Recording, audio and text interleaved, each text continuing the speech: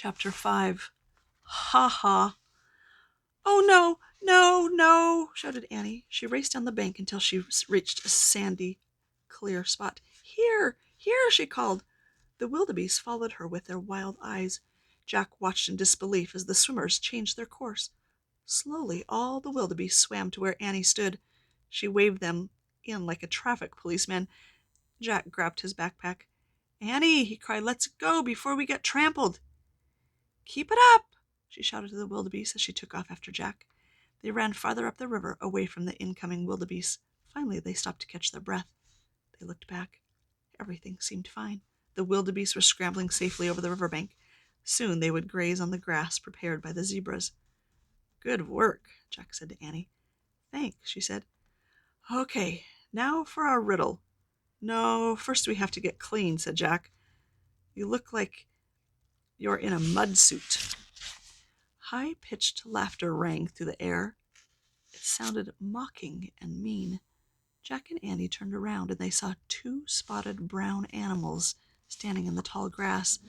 The creatures had bodies like dogs, but with sloping backs, and they laughed again. Ha ha, said Annie. You don't look so great yourself. What are they? Said Jack. He took out the book. He tried not to get mud on it as he looked for a picture, and then he found it, and he read aloud. This part is true.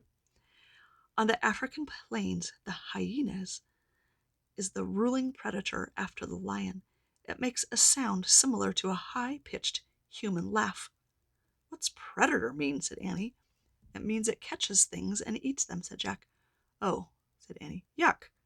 The two hyenas laughed again, and they moved closer to Jack and Annie. Quietly, Jack read more.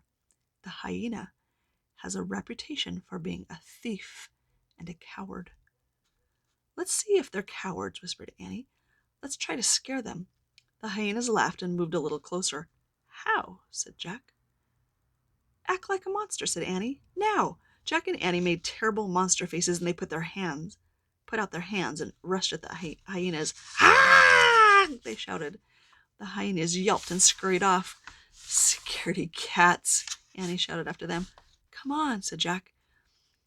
Jack and Annie took off in the other direction. They ran around a bend in the river. Jack heard the hyena laughter again. It sounded far away. Good, he said. Whew, they're gone. Hey, maybe we can wash over there, said Annie, and she pointed to the edge of the forest. There was a small pond surrounded by tall grass. Zebras are drinking the water. Yeah, said Jack, if it's safe enough for them to drink. The zebras ignored them as they walked toward the pond.